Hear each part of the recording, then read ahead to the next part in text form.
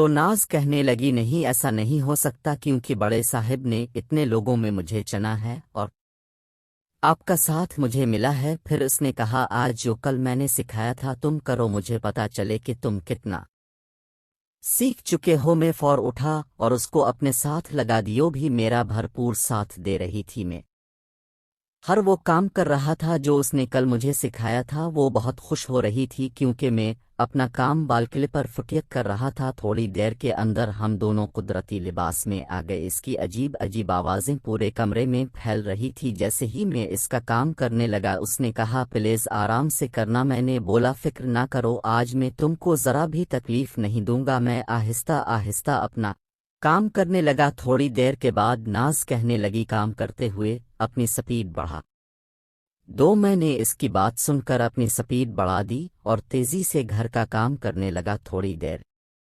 बाद इसके चेहरे पर घर का काम करके फारिग होने के अमीर नजर आने लगे। मैंने इसका चेहरा देखते हुए अपने स्पीड मजीद तेज कर दी और वो कुछ सेकंड में मुकम्मल होकर अपनी मंजिल पर पहुंच गई। इस के बाद वो कहने लगी, मैंने तुम्हें सब रास्तों पर काम करना सिखा दिया है, बस एक रास्ता रह गया है जिस पर मैं तुम्हें अब काम करना सीखोगी। इसने कहा, मैं अब तुम्हें घर के पिछले हिस्से पर काम करना सीखोगी। जैसे ही इसने ये नाम लिया मीर अलिफ छोटा उछल पड़ा। हमारे ख़ानदान में ये रिवाज था कि अगर घर के पिछले हिस्से पर काम न किया जाए ये हो नहीं सकता था। उसने कहा, बात तो मरने वाली है, लेकिन क्या करूं, बड़े साहिब से वदा किया है कि अब मर्द आ जो। उसने कहा, प्लीज आराम से घर के पिछले हिस्से पर काम करना। मैंने बोला, ठीक है। फिर इसने बोला, तेल उठाओ। मैंने साइड टेबल पर पड़ा तेल उठा। वो जिस जगह पर कह गई मैं इधर उधर तेल लगाता गया। मैंने इससे पूछा, पहले भी किसी के साथ काम किया है अपने शौहर के अलावा? इसने कहा, बड़े साहिब का जब दिल करे वो बिला लेते हैं काम करने के लिए। मैंने कहा, तुमने कभी उन्हें मना नहीं किया? इसने कहा, यह सरदार का हक होता है तो वो जिस भी लड़की पर हाथ रखे इस लड़की को सरदार के साथ काम करवाना पड़ता है। अब मैंने आहिस्ता आहिस्ता काम करना शुरू कर दिया था। वो इस काम को बहुत एंजॉय कर रही थी। शायद वो पहले भी इस जगह पर कई लोगों से काम करवा चुकी थी। मुझे ये काम करते हुए बहुत मज़ा आ रहा था। नाज कहने लगी, मुझे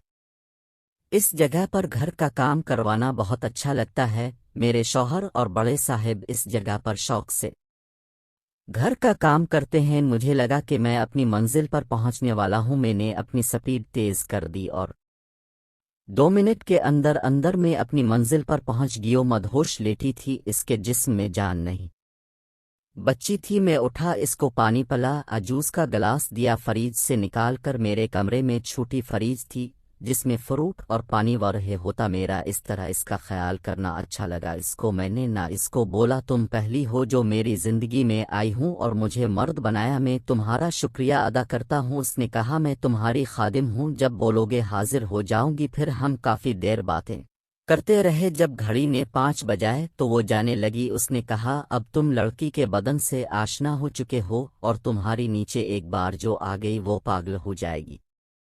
लड़कियों को जालिम मर्द ज्यादा पसंद आते हैं, तुम तो जान निकाल देते हो। मैं नहाया और जिस्म में हो जाएगी। लड़कियों को जालिम मर्द ज्यादा पसंद आते हैं, तुम तो जान निकाल देते हो। मैं नहाया और जिस्म में चला गया। तुम पहुंचा हो, पहले से मौजूद थे, एक्सरसाइज कर रहे थे। उन्होंने मुझे देखा और बोले, तुम्हारा चेहरा विराट का हाल बयान कर रहा है। मैं हंस कर बोला, अब की करम नवाजी है। बोले, कैसा लगा मीर अतोफ़ा? मैंने कहा, बहुत अच्छा। उन्होंने हंस दिया। फिर हमने साथ की निशानाबाजी की प्रैक्टिस की और घर चले गए। नाश्ते पर सब बैठे थे, सब ने नाश्ता किया। नाश्ते के बाद मैं छोटी माँ के कमरे में चला गया। मैंने दरवाजे पर दस्तक दी। उन्होंने कहा, अंदर आ जाओ। मैं अंदर दाखिल हुआ। वो बेड पर पाँव फैलाकर बैठी थी। मैंने सलाम किया। उन्होंने लोन का फिटिंग वाला लिबास पहना हुआ था, लेकिन आज अजीब बात हुई। पहले जब मैं उनके कमरे में आता था तो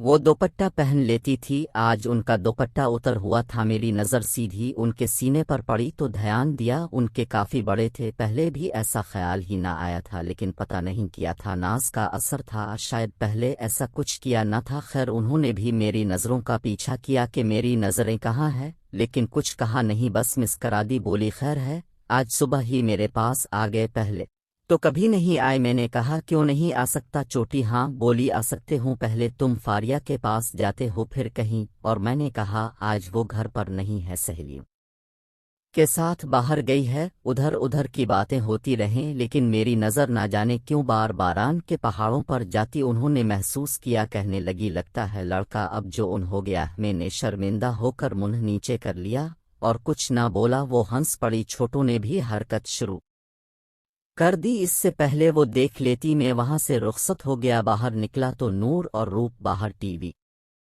लाउंज में बैठी थी, किसी बात पर झगड़ रही थी। मैं जैसे ही उनके पास पहुंचा वो चुप हो गई। ना जाने क्या बात थी, उनसे हाल चाल पूछा और बैठक में चला गया जो हवेली के साथ थी। वहां पर एक मसला आया हुआ था। एक गांव की लड़की को दूसरे गांव के लड़के ने बग्गा लिया था। कुछ दिन इसके साथ रहा, फिर इसको छोड़ दिया और शादी न की, जिसकी वजह से दोनों गांव में काफी तनाव था। ये मेरा पहला मामला था। अबू भी मेरे साथ ही थे, उनको की फैसले करते देखा था। आज मैंने फैसला करना था। खैर लड़के और लड़की को पेश किया गया। लड़के का नाम जमान खान था और लड़की का नाम पिलवट्टे था। लड़का भी ठीक था, लेकिन लड़की दो कमाल थी। इसका अगला हिस्सा काफी भारी था, जो दो पट्टे मैं भी महसूस हो रहा था। मैंने लड़के से पूछा क्या मामला है, तो उसके वालिद ने बोलना शुरू क्या, तो मैंने बोला अब से जब पूछा जाए तो बोली। मैंने आवाज़ ज़रा सख्त रखी जिससे आवाज़